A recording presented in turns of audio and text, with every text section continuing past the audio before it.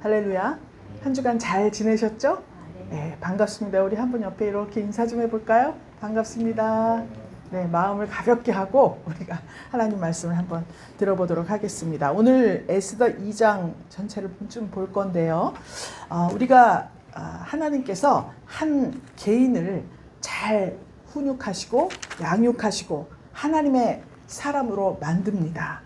그렇게 개인이 어느 정도 하나님께서 보실 때에 언제 어느 때 어디에 데려다 놓아도 하나님께서 주신 사명과 하나님께서 주신 은혜와 축복을 하나님 나라를 위해서 먼저 그 나라와 의를 위해서 사용할 수 있는 수준까지 개인을 그렇게 끌어올리십니다. 그리고 나서는 자기 나라의 왕후를 삼았죠. 밧세바 교회입니다. 그런데 자기 나라, 자기 민족 다윗 왕의 부인이 되었어요. 밧세바가. 원래 우리아의 아내였죠. 그런데 왕의 눈에 띄어서 왕비가 됩니다. 그것은 자기 나라예요. 이스라엘 나라, 유다 나라. 그런데 오늘 이 에스더는 세상 왕입니다. 세상 제국의 왕의 부인이 되는 그런 역사가 일어나는 거예요.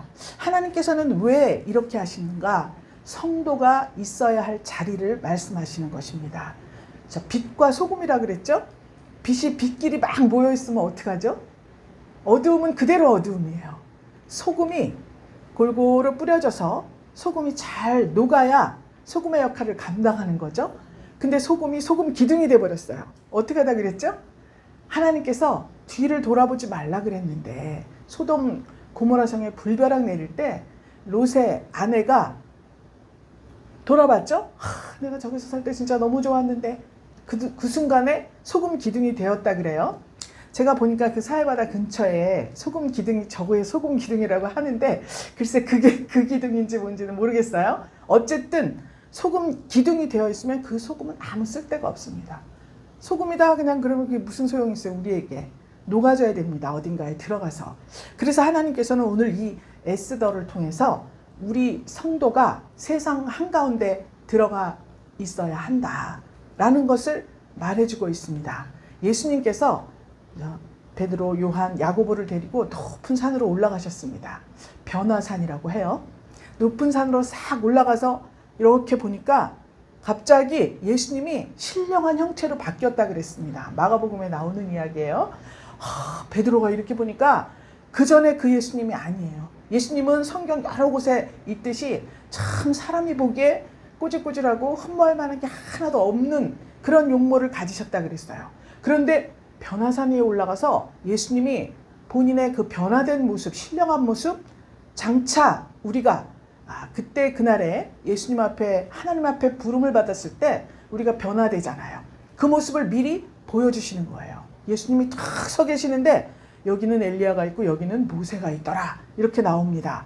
그러니까 이때 당시에 이 유대인들의 관습 속에 모세는 하나님의 율법을 상징하죠. 그리고 출애굽시킨 위대한 선지자예요. 또 엘리야는 강한 능력, 불의 사자 막 이러잖아요. 그러니까 두 분 다 굉장히 훌륭한 인물들이에요.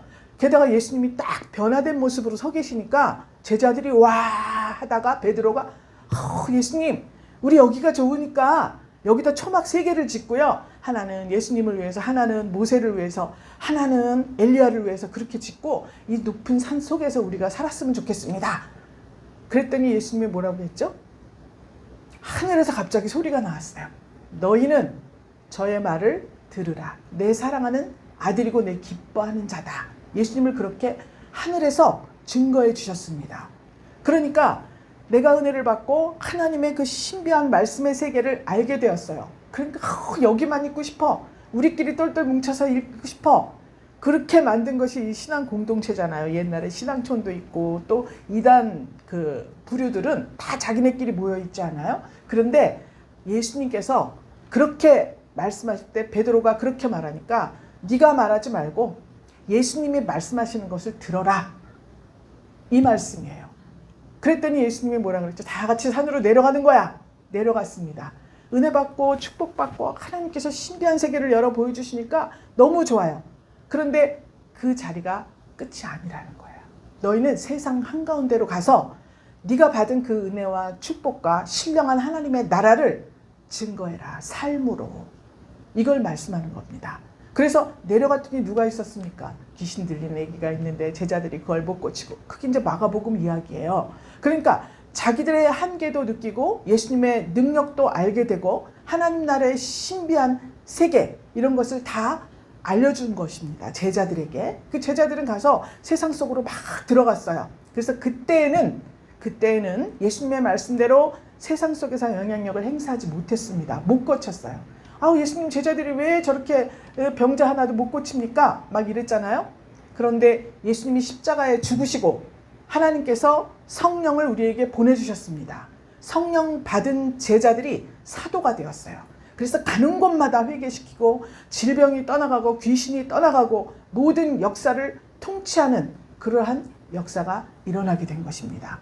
우리가 은혜 받았다고 가만히 집에만 있으면 절대로 선한 영향력을 펼칠 수가 없습니다. 그래서 하나님께서 에스더를 통해서 이 세상 한가운데 인간 상식으로는 이해할 수 없는 일들이 굉장히 많이 일어나고 있다. 그런데 그것은 이 세상의 모든 역사와 환경과 일들이 사람의 손에 있는 것이 아니라 이 세상을 창조하시고 또 섭리하시는 그 하나님의 손에 있다.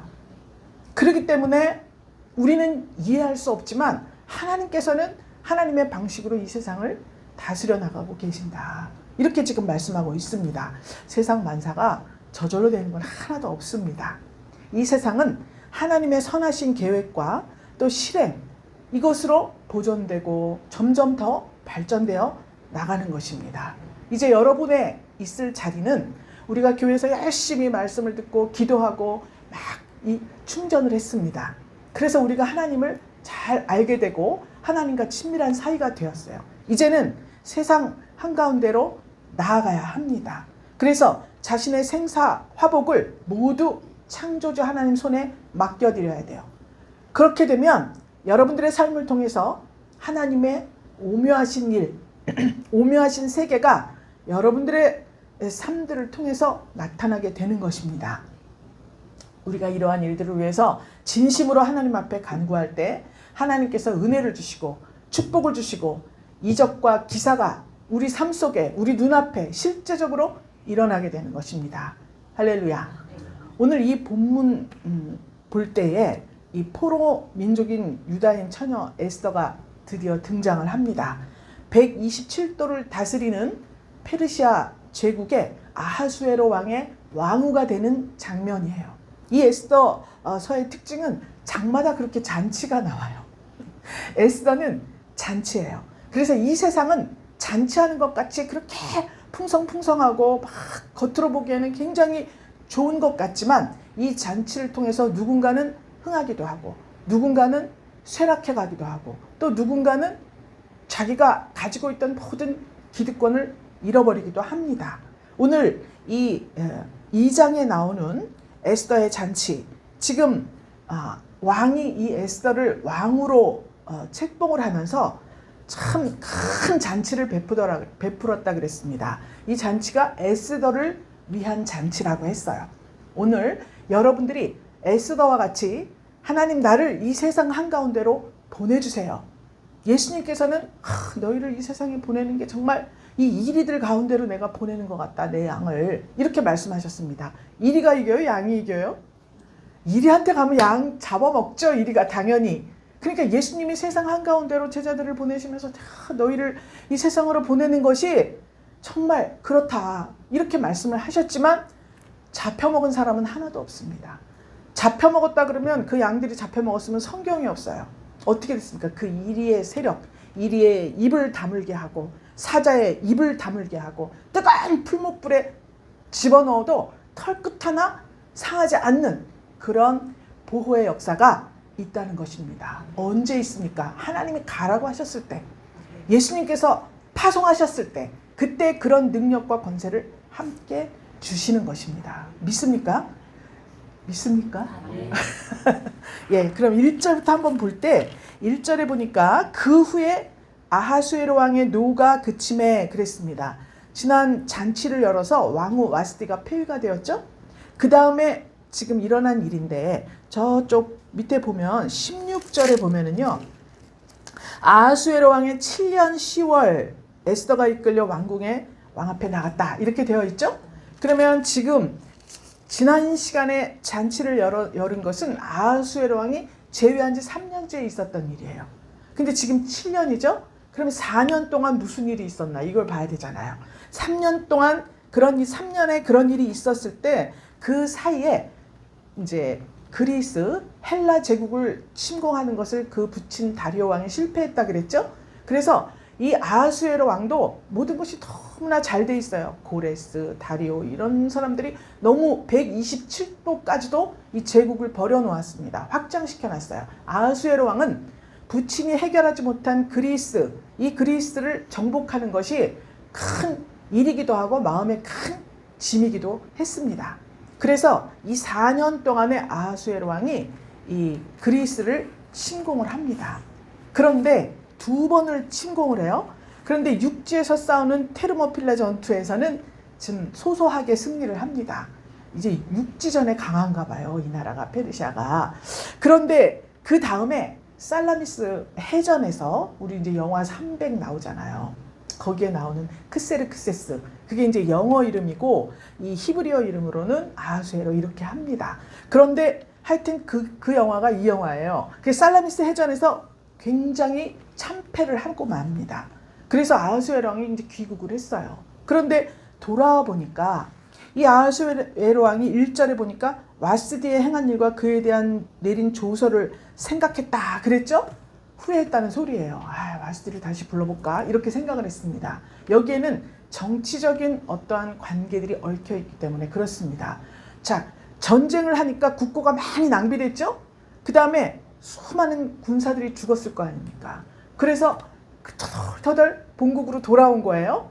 이때 당시에 왕이 만약에 전쟁에 나갔다가 패하면 왕권이 너무 약해지거나 또 폐위가 되거나 아니면 죽임을 당하기도 합니다. 가까운 예로 볼 때 아수르라는 대국이 있었습니다. 지금 시리아 쪽 저 위쪽이죠. 큰 나라였어요. 사네립 왕이 이스라엘을 쳐들어왔어요. 그런데 우여곡절 끝에 하나님께서 이 아수르 군대를 참패시켜 버렸습니다. 그래서 사네립 왕이 자기 나라 아수르로 돌아가서 자기 나라 신전으로 들어갑니다. 그때 그 아들들이 다 패전했잖아요. 그 강성한 이스라엘과 아수르의 군대는 비교할 수가 없어요. 100이면 1입니다. 그런데 참패를 했어요. 그랬더니 그 아들들이 신전으로 들어온 아버지를 두 아들이 죽입니다. 죽여버려요. 그렇게 지금 각박한 이 상태예요. 그러니까 아하수에로 왕이 굉장히 마음이 심경이 복잡했겠죠? 그런데 왜 왕후 와스디를 생각하느냐? 이때 당시에 이 페르시아에는 결혼을 하는 관습이 법으로 정해져 있었습니다. 이게 관습이기도 하지만 법으로 정해져 있어요. 왕이 결혼을 할 때에는 127도라 그랬죠? 그걸 다 다스리는데 각 나라 동맹국들 중에 왕족이나 귀족, 그들의 딸들과 혼인을 하게 해놨어요. 그렇지 않으면 페르시아 왕국의 7대 귀족 가문이 있습니다. 그들의 딸로 왕후를 삼는 그런 관습법이 있었어요. 그런데 지금 이 아하수에로 왕의 상태가 국가적으로 정벌을 갖다가 패했죠? 또 그 전에 그 정벌하러 가기 전에는 부인도 자기 마음대로 되지를 않았어요. 그러니까 이모 저모로 국내적으로 국외적으로 가정적으로 자기가 살짝 무력감을 느끼고 있을 때 전쟁에 대피하면서 그것이 굉장히 커진 거예요. 그래서 심경의 변화가 일어났습니다. 그래서 내가 이 와스디를 다시 불러볼까? 출신이 왕족이나 귀족이나 7대 가문의 딸이었겠죠? 와스디가. 그러니까 그 세를 다시 얻어볼까? 이런 생각을 한 거예요. 아하수에로 왕이. 그러니까 그 심경의 변화가 일어났을 때 대신들이 생각을 해보세요. 왕이시여 와스디를 폐위시킵시오 이렇게 했잖아요. 그런데 와스디를 다시 데리고 와. 그럼 어떻게 되겠어요? 자기들 목이 위태롭겠죠? 그러니까 그리 마십시오. 그리 마십시오. 그렇게 하지 마시고 전국에 왕의 시신이 아래되 2절에 보니까 왕을 위해서 아리따운 처녀들을 구하셔서 전국 각도의 관리를 명해서 아리따운 처녀를 다 도성 수산으로 모아서 후궁으로 들이십시오. 아까 그 관습법 있었죠.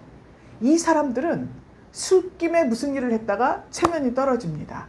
그리고서 그것을 해결하는 방식이 법적으로 그런 일은 없습니다. 법을 들이밀어요. 여기서 또 법을 위반하잖아요. 법을 위반해서 에스더가 등극을 하게 되죠. 그러니까 하나님께서는 이 세상 나라의 법, 이것들은 지킬 수도 있고 지키지 않을 수도 있다. 그런데 지키려고 하면 할수록 자기의 약점이 드러나는 거예요. 그렇게 법을 철통같이 잘 지킨다고 하면서 왜 행실은 이렇게 해? 그게 약점이 되는 거예요, 나에게. 그래서 어찌되었건 이 일을 통해서 왕의 심경이 변화된 것을 통해서 에스더가 왕후의 자리에 오르도록 그렇게 하나님께서 싹 역사를 이렇게 만져 놓으신 거예요. 이것은 사람의 힘으로 할 수가 없습니다. 우리 성도의 입장에서 볼 때 우리 앞에 어떤 일들이 닥쳐왔어요. 그리고 내가 꿈꿀 수 없는 어떤 일들, 어떤 자리에 가게 되었어요. 이것은 다 무슨 일입니까? 그것은 고린도전서 1장 28절에 보면 하나님께서는 세상의 천한 것들과 멸시받는 것들과 없는 것들을 택하셔서 있는 것들을 폐하려 하신다. 이것은 왜 그러느냐? 아무 육체라도 하나님 앞에서 자랑하지 못하게 하려 하심이라. 이렇게 기록이 되어 있습니다. 에스더가 훌륭한 가문이었고 왕족의 딸이었고 이렇게 했으면 그 자리에 나아가는 것이 어쩌면 당연했을 수도 있습니다. 그렇다 그러면 나보다는, 내 민족보다는 나를 먼저 생각하는 사람이 되었을 수도 있습니다. 자격이 차고 넘치잖아요. 내가 어떻게 해줘보지, 내가 하다가 이 시선이 하나님께 집중이 돼야 되는데 나에게 집중될 수가 있어요. 그래서 하나님께서는 이 에스더를 등장시킬 때 고아예요, 고아. 5절에 보니까 도성 수산에 한 유다인이 있었다 그랬죠? 근데 그 이름이 모르드게라 그랬습니다. 그런데 그가 베냐민 자손이니 기스의 증손 시므이의 손자 야일의 아들이라 이렇게 써 있습니다. 시므이, 야일 이런 사람들은 잘 모르겠지만 기스는 어디서 들어본 적 있는 것 같죠? 누굽니까? 베냐민 지파 사울이에요. 기스의 아들이었죠? 그러니까 결국 이 베냐민 지파는 이때 당시에 유다 나라에서 용사의 가문입니다. 싸움을 잘해요. 심지어 왼손잡이가 많습니다. 그래서 어떤 극단적인 그런 가정에서는 오른손을 아기가 태어나면 자르고 왼쪽만 훈련시킵니다. 그래서 이 베냐민 지파는 굉장히 추진력이 있고 아주 전투력도 있고 이런 든든한 지파예요. 근데 모르드게가 거기 출신입니다. 그러면 그 모르드게가 이 바벨론 왕 느부갓네살이 예루살렘에서 사람들을 다 포로로 잡아갔죠? 그때 모르드게도 잡혀갔다 이렇게 말을 하고 있어요. 그런데 고레스 왕 때 이 아하수에라 왕의 할아버지였을 때 그분이 다 돌려보냈죠? 이스라엘을 다 돌려보냈습니다. 포로들을. 그런데 다만 자기가 돌아가기를 원하는 사람은 돌아가고 남아있을 사람은 남아있어라 그랬어요. 자유로. 그래서 많이 돌아가고 남아있던 유다인들이 있었습니다. 지금 모르드게와 에스더는 지금 그들이에요. 그래서 바벨론이 망하고 페르시아 제국이 딱 제국을 이루었을 때 그때 이제 여기에서 모르드게와 에스더가 두각을 드러내게 되는 겁니다. 그래서 이 모르드게라는 이름은 바벨론의 신이 마르둑이라는 신이에요. 그 신을 이야기하는 거예요. 바벨론식 이름이에요. 유다인이지만. 그리고 또 에스더도 바벨론식 이름입니다. 별이라는 뜻이에요. 원래 7절에 보면 그 삼촌의 딸 하닷사, 에스더는 부모가 없고 그랬죠? 하닷사는 유대식 이름입니다. 에스더의. 그래서 하닷사라는 이름의 뜻이 은매화라는 뜻이에요. 은매화. 그걸 보고 하닷사라고 해요. 그런데 그것은 향기가 멀리까지 퍼지는 그런 특성이 있습니다. 그런데 지금 바벨론에 살면서 바사 제국까지 거쳐서 살면서 이름을 에스더라고 바꾸게 되었죠? 에스더는 별이라는 뜻입니다. 그러니까 하늘과 땅의 권세를 가지신 하나님께서 주시하고 있는 거예요. 이의 일생을. 그러니까 성도의 일생을 이렇게 하나님께서는 하늘과 땅의 권세를 주기 위해서 여러분들을 주목해서 살펴보고 계신다는 것입니다. 오늘 이 에스더가 고아였는데 모르드게가 사촌 오빠 정도 돼요. 그런데 모르드게와 에스더는 함께 지금 이 에스더 2장에서 구도를 이루어 가는데, 모르드게가 에스더를 어려서부터 자기 딸같이 양육했다고 나옵니다. 그러면서 하나님 또 우리 조국 유다 나라 이것에 대해서 교육을 많이 시켰습니다. 그래서 이 에스더는 9절에 보니까 헤게가 이 처녀를 기뻐하여 은혜를 베풀었다 이렇게 나와요. 왕궁으로 모든 처녀들을 불러들일 때 왕궁 넷이 헤게 담당 넷이에요. 그 앞에 나아가게 되었습니다. 그런데 헤게가 아주 이 처녀를 기뻐했다. 에스더를 보았는데 너무 좋아한 거예요. 어느 정도 기뻐했냐면 몸을 정결케 할 9절에 물품과 일용품 줬어요. 그 다음에 왕궁에서 의리해주는 7 궁녀를 주고 에스더와 그 궁녀들을 후궁 아름다운 처소로 옮기더라 그랬습니다. 이러한 대우는 왕후 후보가 받는 대우예요. 그러니까 헤게 왕궁 넷이 앞으로 쫙 처녀들을 다 불러 모았는데 이렇게 보니까 에스더가 너무 눈에 띄인 거예요. 이것은 다만 얼굴만 이쁜 것이 아니라 그에게서 풍겨나오는 신앙 인격이 있었다고 보아야 합니다. 하나님 안에서 신앙 인격이 형성되어 있었던 거예요. 모르드게가 교육을 잘 시킨 거죠.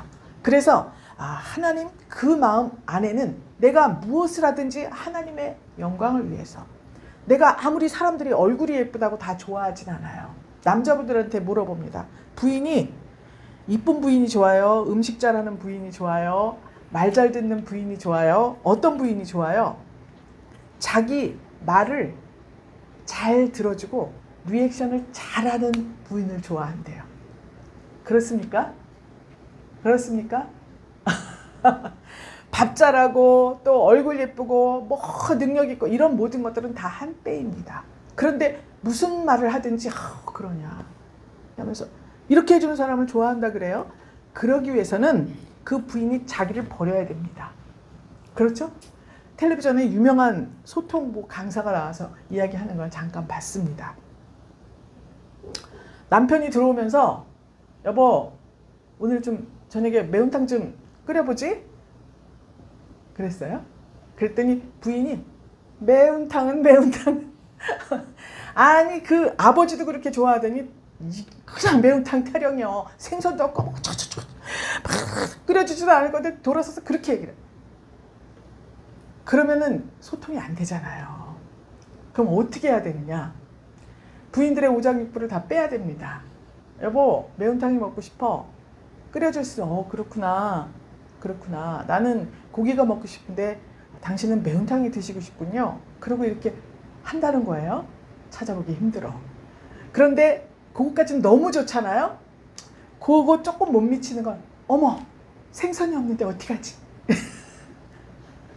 안 해주면서도 그렇게 하면 남편들은 거절을 받았다는 느낌이 안 든다는 거예요. 그러니까 그렇게 속으로는 나 매운탕 따령이야 이런 생각을 하지만 겉으로 어머 생선이 없는데 이렇게 하려면 얼마나 힘들겠어. 그러니까 이런 교육이 잘 돼 있다는 거예요. 그것이 얼굴에 나타난다는 거예요. 그러면 모든 사람에게 지금 에스더가 괴임을 얻었다 뒷절에 나오는데, 이렇게 되기 위해서는 이 에스더가 그동안 모르드게에게 받은 교육이 이러했다는 거예요. 자기를 버리고 자기 십자가를 지고 나를 따르라. 이것을 예수님이 제자의 조건을 삼았지 않습니까? 그래서 이 헤게에게 그렇게 사랑을 받고 이 헤게가 정말 왕후 대우를 해줍니다. 그래서 그 에스더가 드디어 왕 앞에 차례대로 나가게 돼요. 처녀마다 차례대로 우리 읽은 12절에 아하수에로 왕에게 나가기 전에 여자에 대해서 정한 규례가 있다 그랬죠? 1년을 훈련을 받아요. 교육을 받아야 됩니다. 6개월은 몰약 기름을 쓰고 6달은 향품과 다른 물품을 써서 몸을 정결케 하는 기한을 두었다. 이렇게 말하고 있습니다. 처녀가 왕에게 나아갈 때 이게 중요한 점인데 그 구하는 모든 것을 다 주었다 그래요. 왜냐하면 보석으로 나온 보석을 주고 이 치장하는 모든 것들을 원하는 대로 다 주었대요. 왜냐하면 이때 왕에게 차례가 돼서 나아가잖아요. 그런데 그 다음에 돌아왔는데 왕이 다시는 부르지를 않아. 그러면 저쪽에 마련된 또 제2 후궁 별궁과 같은 곳이 있는데 평생을 거기서 살아야 됩니다. 그냥. 그렇기 때문에 그 인생이 슬프겠죠? 그래서 왕궁으로 나가기 전에는 모든 원하는 것을 다 공급해 주는 거예요. 위로가 되죠? 그것을 보고 위로를 받는 거예요. 그런데 이 에스더에게 처녀가 다 준다 그랬는데 에스더가 차례대로 15절에 보니까 나아갈 때 넷이 헤게에 정한 것 외에 다른 것을 구하지 않았다. 이렇게 말했습니다. 이 중동 쪽 이런 영화 보면은요, 굉장히 화려하게 치장을 합니다. 우리나라는 그냥 쪽두리 쓰고 뭐 이렇게 하고 있잖아요. 거기는 막 귀걸이, 목걸이, 팔찌, 옷에도 얼마나 보석을 많이 달고, 이거는 뭐, 그런데 에스더는 그냥 기본적인 차림새 외에는 다른 것을 구하지 않았어요. 그래서 모든 보는 자에게 사랑을 받았다. 이렇게 기록이 되어 있습니다. 에스더가 왜 그랬을까요? 에스더는 잘 보면 여러분, 지금 에스더와 모르드게의 삶은 우리가 생각하는 다니엘이나 또 무슨 아주 에스라나 느헤미야나 지금 고국으로 돌아와서 다른 혈통을 아기를 낳으면 전부 끊어버렸잖아요. 부인하고 이혼해라 막 이렇게 했잖아요. 그 율법을 굉장히 엄격히 하는데 여기는 지금 에스더나 모르드게나 다른 이방 제국의 왕후가 되는 거잖아요. 왕후가 되면 그 이방 제국 왕의 아기를 낳을 수도 있습니다. 그럼에도 불구하고 가는 거예요. 나아가는 거예요. 자기 인생을 그냥 맡기는 거예요. 왜 그랬을까? 세상 역사를 주관하시고 통치하시는 그 하나님이 나를 유대인끼리 결혼을 시키든 이방인하고는 결혼 못하게 돼 있잖아요. 그런데 이방인에게 결혼을 시키든 유다인에게 결혼을 시키든 어디에 갖다 놓든 그것은 하나님의 섭리이고 그 자리를 통해서 하나님께서 하실 일이 있다. 이런 믿음이 있었어요. 모르드게가 그것을 가리킨 겁니다. 그래서 에스더의 인생에서는 헤게와 같이 자기의 육신을 단장시켜주는 그런 사람이 하나가 있어요. 이방 제국임에도 불구하고 하나님께서 예비해 주셨습니다. 또 에스더의 영적 신부 단장을 시켜줄 모르드게와 같은 이런 지도자를 두신 거예요. 그래서 그 양쪽에서 영과 육을 아름답게 단장한 에스더는 그 마음속에 자기를 자랑하고 자기를 나타내고 내가 이 나라 왕후가 돼서 한번 뭔가를 해보겠다 이런 그런 마음이 없습니다. 오직 주님께서 나중에 나오는 고백, 에스더의 유명한 고백이죠. 죽으면 죽으리이다. 이게 제일 유명한 말이에요. 에스더에서 죽으면 죽으리이다. 그것은 하나님의 뜻이라면 어디든지 가겠습니다. 부름받아 나선 이 몸 우리가 찬양하잖아요. 그런 중심을 가지고 있다는 거예요. 그렇게 따져보면 우리 가운데 굉장히 편협한 사고, 성도라고 그리스도인이라고 하면서 굉장히 편협한 사고를 가지고 내가 하나님의 주권과 섭리와 경륜에 자꾸 울타리를 치는 거예요. 그것을 깨뜨려 버려야 하는 거예요. 하나님이 세상 한가운데로 보냈죠. 그러면 어떻게 이끄시든지 하나님께서는 결코 나와 여기에 에스더 같은 경우는 유다 민족을 위해서 나를 사용하실 것이다. 그 방편일 것이다. 내가 왕후 후보로 뽑혔다. 내가 대접을 제일 잘 받았다. 이게 아니라 하나님의 뜻과 섭리를 생각했던 거예요.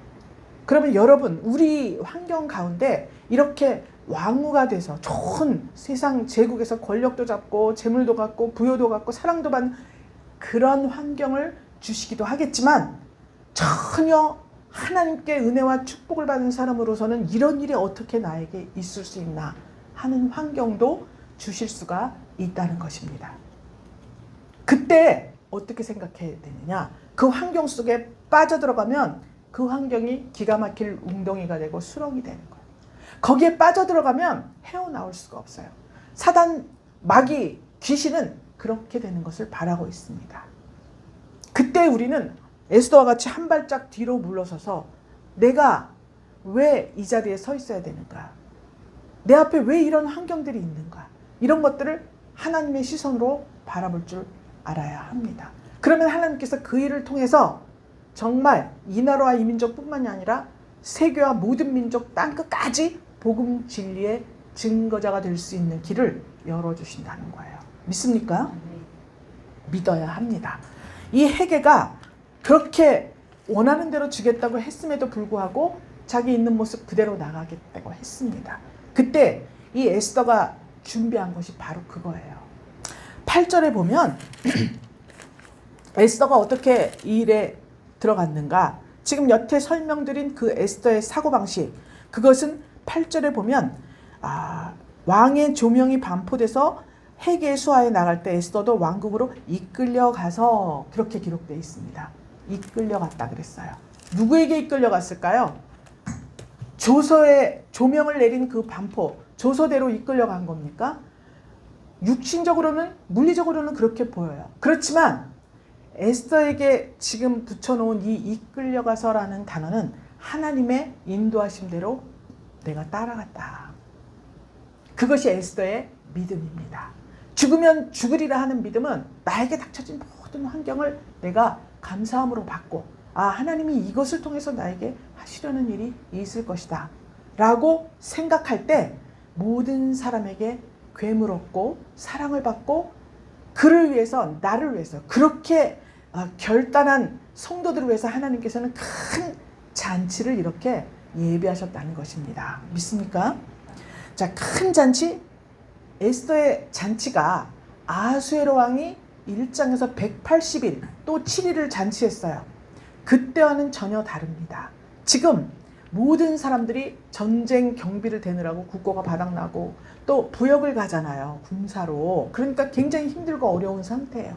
그런데 이 에스더가 온 나라의 기쁨이 되는 잔치의 주인공이 된 겁니다. 전국 각도에 세금을 면제했다. 그렇게 나오죠? 18절에. 또 모든 방백과 신복을 향응하고 그랬죠? 모든 방백까지, 우리 말로는 논공행상이라 그래요. 공적을 따져서 상을 준다. 그 얘기죠? 너무 어려웠어요? 그렇게 향응하고 세금도 면제하고 왕의 풍부함을 따라 크게 상을 줬다 그랬습니다. 그러니까 일장의 잔치와는 전혀 분위기가 다르죠? 180일 7일 그렇게 성대한 잔치, 온갖 보석을 다 자기 주장을 했지만 결국은 와스티가 폐위돼서 잔치가 아주 기분 나쁘게 맞춰졌습니다. 그런데 지금 이 고아 처녀 에스더가 이렇게 왕으로 간택이 되면서 하나님께서는 그 고아 소녀지만 모르드게와 헤게를 통해서 영육을 단장시키게 하고 왕의 마음에 쏙 드는 검소한 차림으로 나갔지만 눈에 띄는 그런 아름다움을 주셨다는 거예요. 왜 그랬을까요? 지금으로 말하면 성령이 충만하였다, 그렇게 볼 수 있습니다.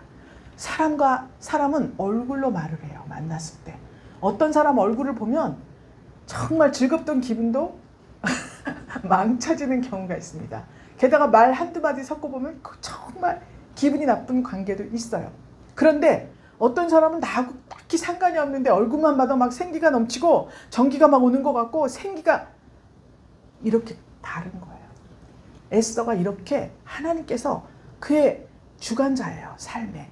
그 주관자라고 에스더가 인정을 했더니 하나님께서 정말 이 에스더는 모든 사람에게 기쁨을 주고 생기를 주고 더군다나 상도 주고 세금도 면제, 실질적인 유익이 있죠? 이런 사람을 만들어주신다는 것입니다. 믿습니까? 슬프기 짝이 없습니다. 남의 나라 포로에 살았어요. 고아였어요. 부모가 있어도 지금 힘든 세상인데 남의 나라에서 고아로 자랐습니다. 사촌 오빠 모르드게 교육을 받으면서 세상 바벨론이나 바사 제국이 사는 방식과는 전혀 동떨어진 그런 교육, 그런 사고방식을 강요받은 거나 마찬가지예요. 교육이니까. 그럼에도 불구하고 에스더는 그것을 다 받아들여서 진정한 하나님의 사람으로 신앙인격을 세운 것입니다. 그랬을 때 하나님이 그런 사람을 위해서 이렇게 큰 잔치를 준비하고 계신다고 하는 것입니다. 여러분, 교회 나오면 은혜 받으세요. 축복 받으세요. 부자가 됩니다. 병을 다 고칩니다. 귀신이 떠나갑니다. 이게 이제 우리 기독교가 처음 들어왔을 때 초기에 강조하던 것들이에요. 굉장히 좋은 것입니다. 그런데 첫날 만날 그것만 강조해서는 안 돼요. 이제 그렇게 은혜를 받았으면 우리는 하나님의 말씀으로 뼈대를 세우고 하나님이 원하시는 중심대로 우리의 믿음과 우리의 영적 수준을 끌어올려야 하는 것입니다. 그랬을 때 하나님께서는 세상 한가운데 갔을 때 통치권을 받는 거예요. 에스더와 같이 왕후가 되는 거잖아요. 경영을 하는 거예요. 왕은 법이에요. 근데 경영은 실질적인 왕권 성도가 되게 해주신다는 것을 말씀하고 있습니다. 이런 사람이 왕으로 책봉이 되니까 왕도 복을 받는 것이고 페르시아 왕국도 복을 듬뿍 받게 되는 것입니다. 마치 요한계시록 19장 7절에서 9절 이하 보면 우리가 즐거워하고 크게 기뻐하여 그에게 영광을 돌리세. 어린 양의 혼인 기약이 이르렀고 그 아내가 예비하였으니 어린 양의 혼인잔치에 청함을 입은 자들이 복이 있도다 라고 말하고 있습니다. 우리는 장차 그때 그날에 신랑으로 다시 오실 재림하실 예수님을 기다리고 있는 신부감들입니다. 그러므로 지금 이 에스더와 같이 영적으로 육적으로 하나님께서는 반드시 여러분들을 단장시킬 어떤 기구, 즉 교회나 또 지도자를 예비하셨을 것입니다. 그들에게 나의 전체 삶을 맡기고 에스더와 같이 정말 그리스도의 향기가 땅끝까지 퍼져나가고, 에스더 별이라 그랬잖아요. 하늘에서 길을 잃고 방향을 잃은 모든 사람들에게 이 방향을 제시해주고 옳은 대로 돌아오게 할 수 있는 그러한 정말 축복을 예비하고 계시다는 것입니다. 사랑하는 분이엘 성도 여러분, 하나님의 선하신 뜻을 따라서 여러분들의 모르드게요, 회개가 되어주시는 성령 하나님과 함께 왕권 성도가 되기 위해서 이끄시는 모든 과정, 이 과정을 감사함으로 받을 때 이 세상 제국을 통치하고 경영하는 그러한 에스더와 같은 아름답고 신실한 이 세상 가운데 선한 영향력을 전파하는 그런 존귀한 역사가 여러분들의 삶 속에 늘 충만하시기를 주 예수 그리스도의 이름으로 축복합니다.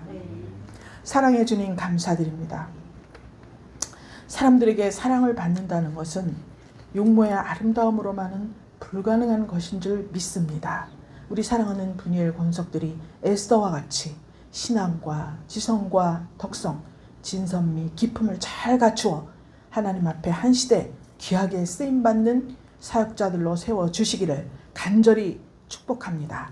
항상 우리를 그리스도 안에서 이기게 하시고 우리로 말미암아 각처에서 그리스도를 아는 냄새를 나타내시는 하나님께 감사하노라 고백한 사도 바울과 같이 구원 얻는 자들에게나 망하는 자들에게나 하나님 앞에서 그리스도의 향기에 하나님 정말 충만한 그러한 분이엘 권석들이 다 될 수 있도록 주님 복내려 주시옵소서.